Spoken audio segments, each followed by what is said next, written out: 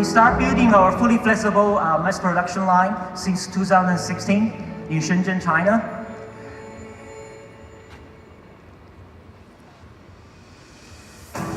We started everything from, you can see the picture from the ground, everything from the beginning.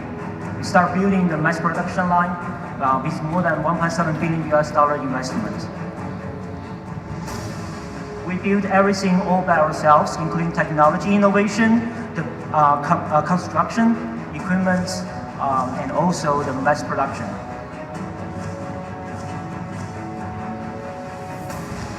For the past 2 years, our company, all the team worked so hard for this mass production. Because for the technology, the innovation is very important. But to make this technology, to convert, change to the final product delivered to the consumers, that's more important for a company as innovator.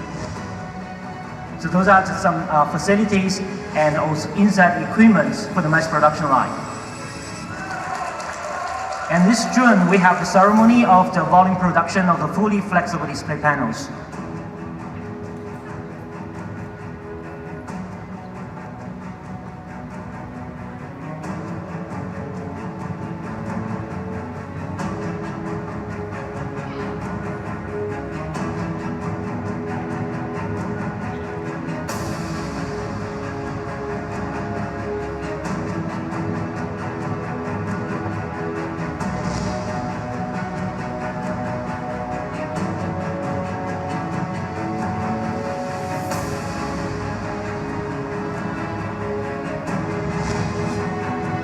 So last year, we announced the Flexible Plus technology platform to use our display and sensor for the flexibility. We can see the display actually can roll as small bending radius as 1 millimeter. And you can see the display is like even thinner than the piece of paper.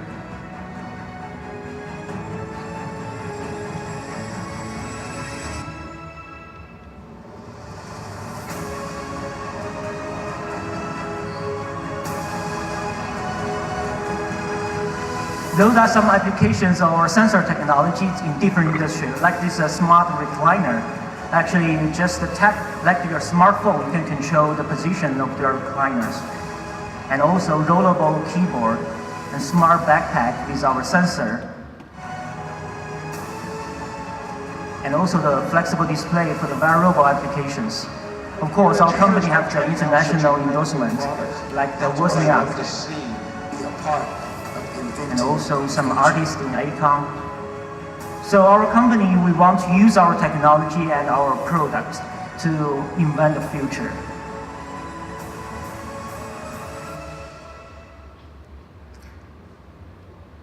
So talk about the information technology, the future, there are 3 important directions. One is the human-machine interface, HMI. The other is IoT, Internet of Things. And another thing is AI. So for Royal Corporation, we focus on the technology innovation and also the production for the display and the sensor. And we believe the display and the sensor are very important directions and technology for the HMI and IoT. For example, actually display is the information output. We read all the information from a smartphone, from laptop, from TV. And the sensor is information input to the machine, to the smartphone, laptop. So both are very important for the HMI. It's HMI not only for smartphone or pad, it's also for others like smart home, smart transportation for the automobile and airplanes. And our company innovated a lot of the technology and a solution for the flexible, like this one. Actually, you can see this is playing the movie trailer. Actually, you can see the display. If I turn on the fine, you can see how thin the display can have, both with a high resolution display quality. Just a little wind, it can blow away. It's even thinner than a piece of paper. And it can play very high resolution, high quality display contents like your smartphone. But imagine your smartphone or your pad as thin as a piece of paper. So our company worked so hard for the past 6.5 years to get this done. And this is not only the prototype. Actually, this display panels is now in volume production in our Shenzhen mass production line and the campus. So based on that, last year we proposed this Flexible Plus technology platform to use our technology and also innovate our products in the different industry, like the consumer electronics, also the sports fashion. We just saw the fashion show, and I have another product to show you. Actually, this product is already on sale in our website. It's this top hat. You see we have a very flexible display on the top. So you can wear it and broadcast your company or express your personalities.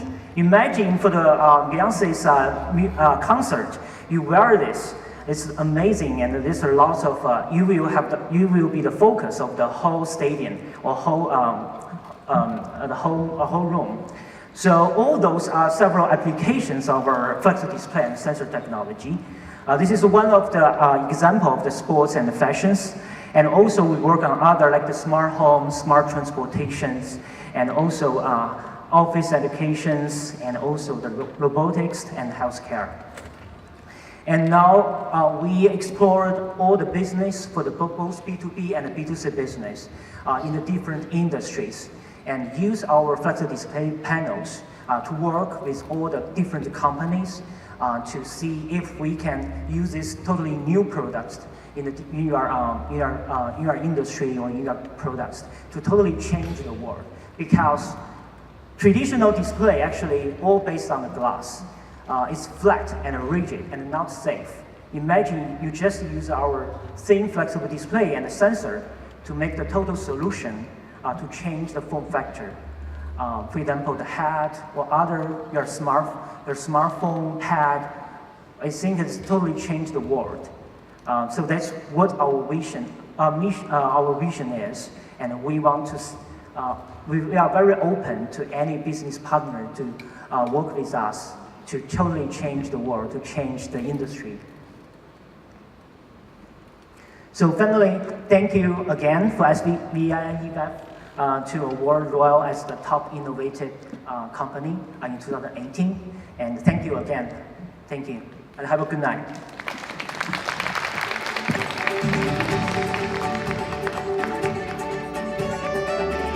Thank you, Bingzhou, and now we're going to welcome Kayvon, and he is going to introduce us to the technologies and leading strategy behind SoundHound's successful product.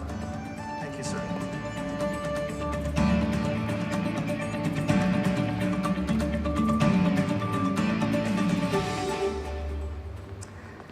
Hi everyone, thanks for having me here. My name is Kayvon. I'm one of the co-founders of SoundHound Inc. I would like to tell you a little bit about myself and our company, and a little bit of history and what we do. We have 3 products, and depending on if you're a user of one of them, you might know us as one of those. We have a music recognition product that identifies music that's playing in the background, but also if you sing or hum a song. That's called SoundHound, has hundreds of millions of users globally. We have a product called Hound that is a voice-based AI assistant that again you can download and use. And then we have a developer platform called Houndify that can be used by anyone to add voice AI to their product, including car companies, robot companies, appliance makers, and so on. And all products are being heavily used by its customers, and I'll tell you a little bit more about how we came. So it goes back to more than 20 years ago when I started my undergrad at the University of Toronto. I studied electrical engineering. That was between 1996 and 2000. I did well in school. I ranked first in my class in the 4 years. I also was active in the industry. I started my first company when I was 19 years old. My second company when I was 20 years old, and my third company when I was 21 years old. So by the time I graduated from undergrad, I had started 3 companies, and they all became profitable. One of them had an exit. So I really thought about what I really want to do with my life, and I made two realizations. One was I have passion for entrepreneurship. I also have passion for technology, and I wanted to combine them. I decided that I want to be a technical founder to a company that I would spend a big part of my life in. So with that conclusion, I applied to Stanford. I came here in the year 2000, so that was 18 years ago. And I started a PhD program in electrical engineering, and I made two more realizations. One was voice AI transformation will happen. And we're not talking about voice commands or dictation. We're talking about having a conversation with appliances and cars and robots and those devices talking back to us. So it was really the vision of Star Trek and Star Wars, which might be more obvious today, but we're talking about 18 years ago when a lot of things didn't exist, like smartphones didn't exist and so on. So I decided that that will happen, and the second conclusion was that it would happen in my lifetime, and that was very important. There might be other things that I know will happen. Maybe one day we'll have a hotel on the moon, thanks to Elon Musk, but maybe not in my lifetime. But I decided that voice AI will happen in my lifetime, and I wanted to be a part of that.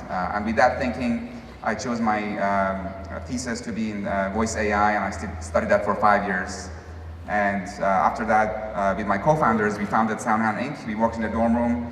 Not all of our ideas were good. We decided to make our own computers. So we had in our little dorm room that just had one bed and one bathroom. We made 20 diskless computers, and when we turned them on to give demos, the entire room was heated up and had a really loud noise. So we had to completely change that. But we raised funding with those demos a year later, in 2006. So the company was founded in 2005, and we worked 10 years on that vision. And I would like to show you what we were able to do after 10 years. Hopefully the demo will work.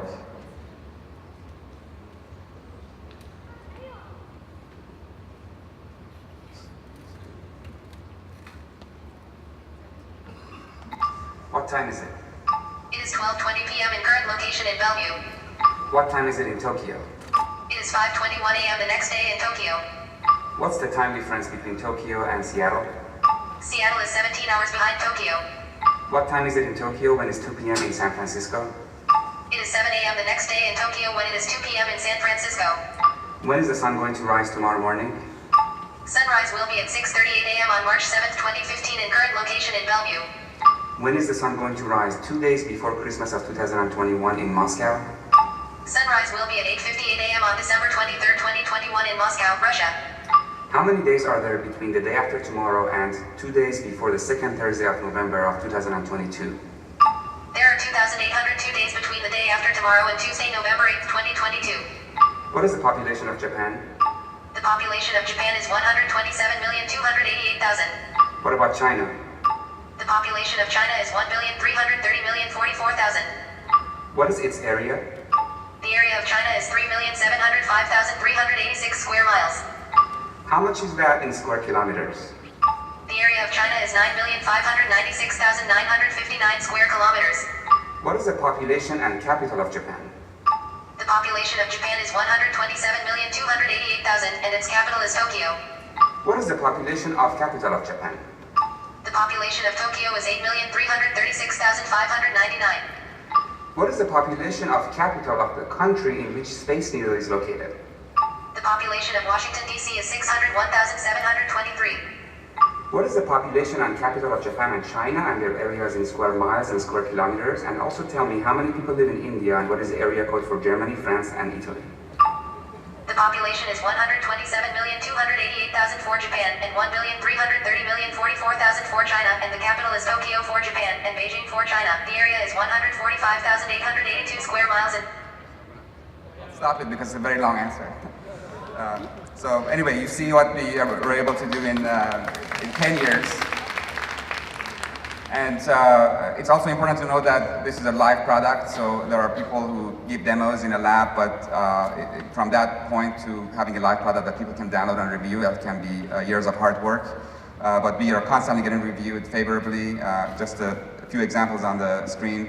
without a doubt, the smartest and fastest voice-based assistant I've ever seen. Or the level of question complexity that Hound can understand makes the other assistants look elementary. So how do we do it? So there are lots of work that went into this. All the core technology is made by us. We don't license anything from others. We don't use Google or other technologies. Everything in the stack is made by us.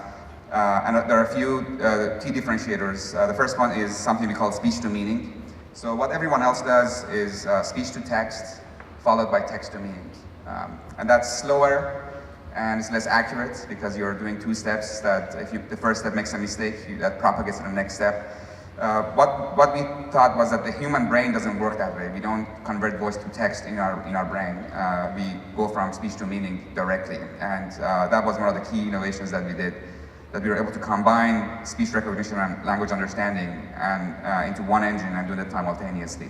And that gave us the speed and accuracy that you saw in the demo. The next innovation was a new approach to natural language understanding that we call deep meaning understanding, that allows us to understand very complex questions. If you ask any other assistant, Google, Siri, Alexa, show me Chinese restaurants, the way they do that is by detecting the keywords or the entities Chinese and restaurants, and they give you what you want. But if you ask them, show me restaurants excluding Chinese, they still give you Chinese restaurants. So they give you exactly what you don't want. And the reason is because they are doing entity detection to understand the question. Our new approach allows us to understand very complex questions. We have an example here. Show me hotels in San Francisco for tomorrow that are less than $300, but not less than $200. Are pet friendly, have a gym and a pool with 3 or 4 stars, staying for 2 nights, and don't include anything that doesn't have Wi-Fi. This query works today. It takes you a few seconds to get exactly what you want, and it's only the approach that we have that allows us to understand this level of complex questions. The next innovation is something we call collective AI, which allows us to have an interconnection between the different domains in our platform. So as people contribute to the platform, the understanding capability increases exponentially. So linear contribution can create exponential growth in understanding. And that's one way we think we can achieve the ultimate dream, which is something that knows everything and can do everything. Voice AI, the timing of it was great too.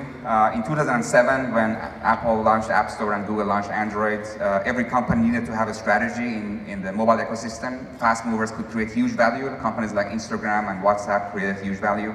And slow movers fell behind, and some actually failed.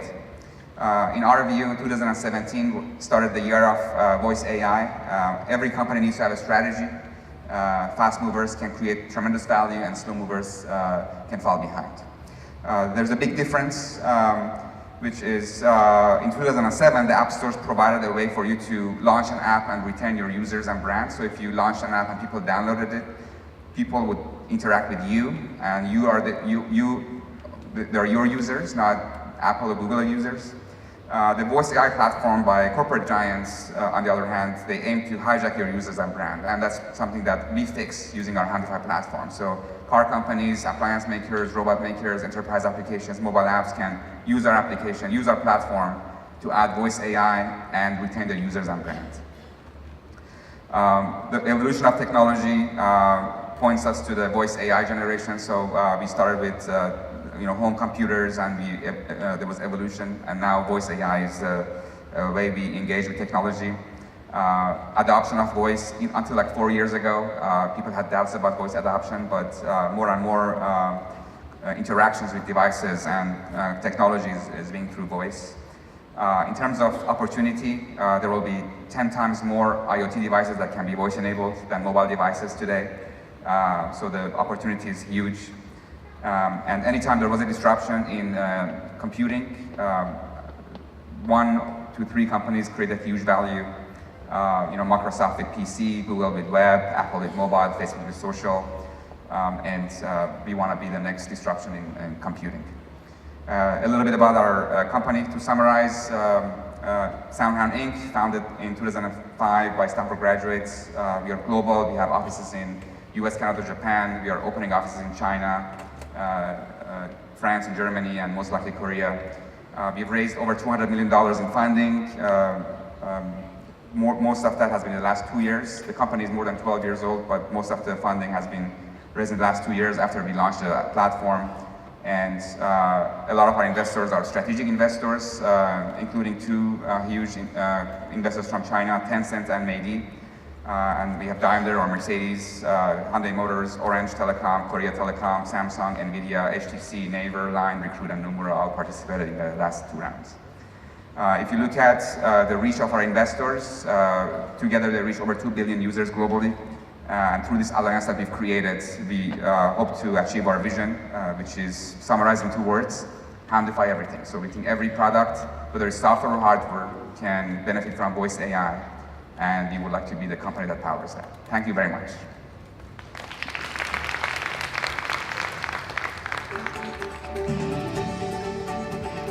All right, thank you again, Keyvan. Now we're going to welcome our next speaker from Boeing Commercial Airplanes, Mr. Avik Bhattacharya, and he is the Director of International Strategy and Business Development for Boeing Commercial Airplanes. So let's welcome Avik, and he will give us a short presentation. Thank you.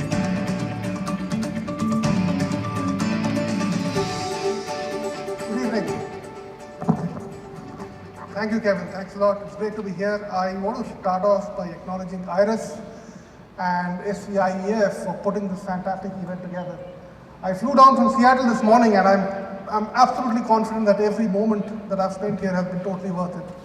The thing that I've learned and the products and innovations that offer are something that I can absolutely take back to my company.